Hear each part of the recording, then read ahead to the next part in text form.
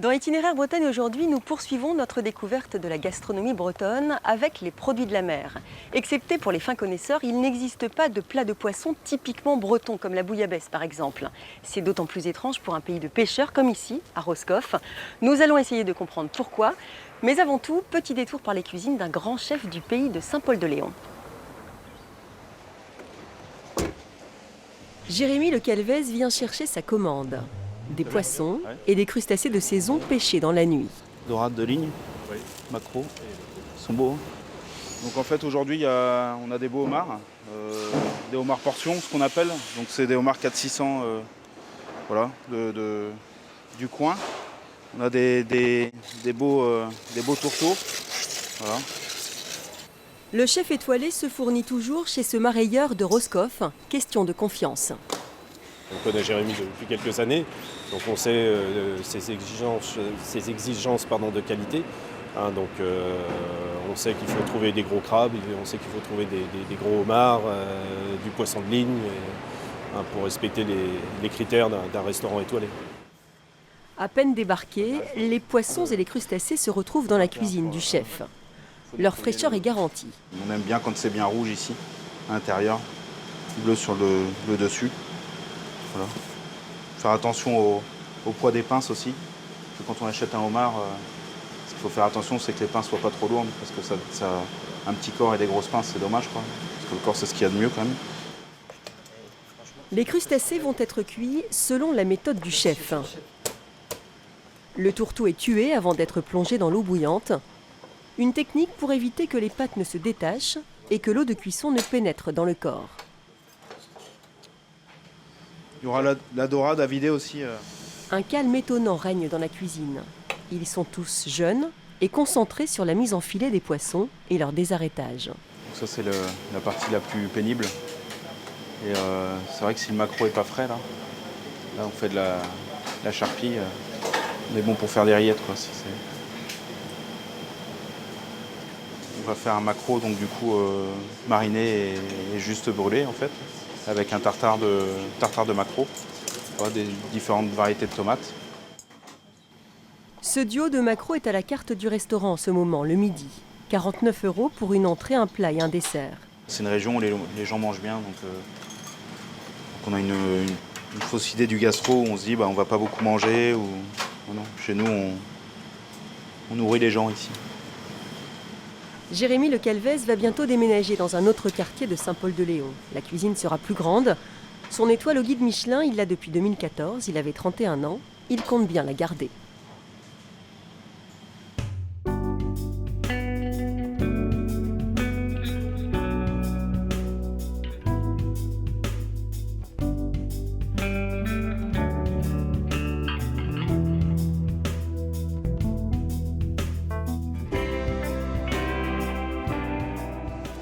Nous nous retrouvons au hall central de Rennes avec un spécialiste de la gastronomie bretonne. Olivier Marie, vous êtes journaliste culinaire.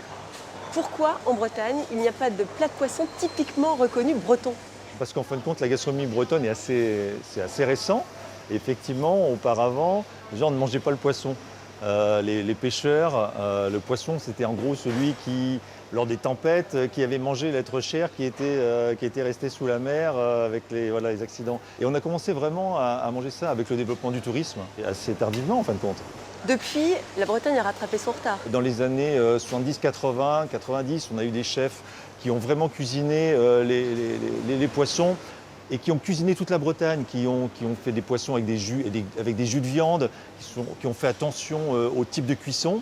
Donc là, des gens comme Torel, comme Rollinger, Pénaud, Guillot, tous ces gens-là, vraiment, et Liot, qui ont réinventé la gastronomie et avec cette ouverture d'esprit également. Donc là, déjà, il y a eu un bond en avant. Et puis aujourd'hui, on continue avec des gens qui sont très ouverts sur le monde, qui voyagent, ouverts sur les cultures culinaires également. On a par exemple un chef qui s'appelle Hervé Bourdon au Petit Hôtel du Grand Large à Portivy, qui travaille un poisson qui est tué en ikejime, c'est-à-dire qui utilise une technique japonaise avec une petite barre de fer très fine qu'on envoie comme ça dans la moelle épinière. Donc c'est un poisson qui ne va pas être stressé, la chair ne va pas être abîmée par le stress Et puis, ils font confiance à des pêcheurs qui sont beaucoup plus durables dans leur approche, des petits pêcheurs qui pêchent à la ligne, en ikejime. Et donc là, on a un produit d'exception. On peut dire que la Bretagne est plus une référence que par exemple la Méditerranée ou Je pense que la Bretagne c'est vrai, est plus une référence que d'autres régions parce qu'on a justement ce produit d'exception. Les chefs bretons sont en avant sur la défense aussi, par exemple, du bar, sur le fait de ne pas pêcher, de laisser un temps de repos pour le bar en début d'année, février-mars. Donc c'est vrai, sur la Saint-Jacques aussi également. Bref. Donc on a aujourd'hui des chefs avec un niveau d'exigence aujourd'hui sur le produit qui est vraiment monté d'un cran. Comme tous les jours cette semaine, nous avons demandé à nos invités de nous confier leurs meilleurs souvenirs de cuisine. Le grand souvenir que j'ai, c'est ce homard en cocotte cuit sur des noix, sur les coques de noix en fait. Et il y avait une odeur et puis une surprise c'était peut-être quand on parle d'émotion, c'est la première fois que cette émotion-là m'arrivait en fait.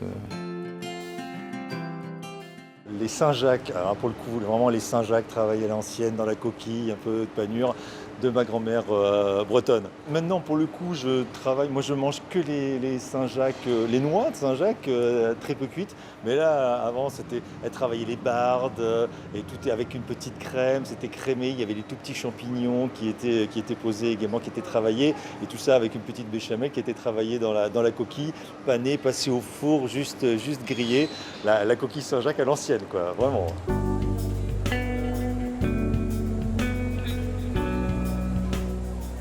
C'est la fin d'Itinéraire Bretagne, on se quitte sur le port de Roscoff. Demain, nous parlerons crêpes.